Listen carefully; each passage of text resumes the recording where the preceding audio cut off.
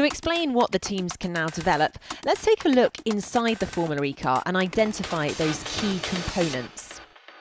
The Formula E car was designed from the outset to be modular in design to allow teams and manufacturers to develop the drivetrains so that electric car technology could be tested to the limit by the sport.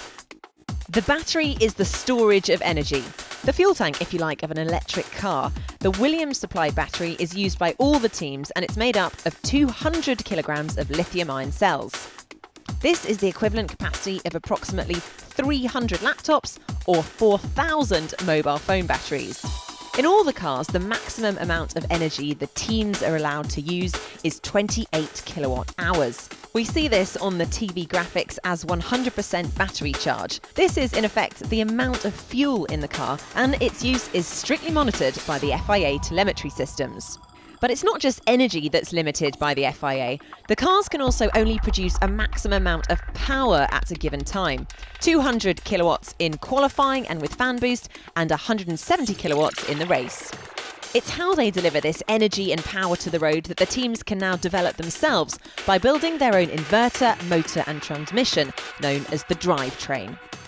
The inverter contains very high power switches that can turn on and off the current to the motor up to tens of thousands of times per second. The inverter therefore controls the electrical currents that are delivered to the motor that produce the torque and power to turn the wheels. For the electric motor itself, there are a number of different concepts in use, but they all use the same basic ideas. There are two main parts: the rotor that rotates and the stator that is stationary. The rotor has some very strong magnets attached to it, and the stator has many coils of copper wire. When an electric current is passed through the wires, it generates a magnetic field. The magnets in the rotor are attracted and repelled by the magnetic field, and this spins the motor and generates the power required. The power from the motor is then transferred into the wheels by the transmission. The motor can spin up to 20,000 RPM, and this needs to be controlled through gears. The size, maximum motor speed, and number of motors will determine how many gears the car will need.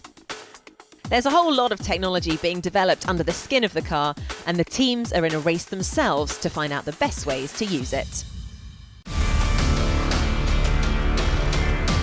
And then coming down into turn 7, it all went wrong. The Swiss driver spinning out of qualifying, and that means he will start the Buenos Aires E-Prix later on from the back of the grid.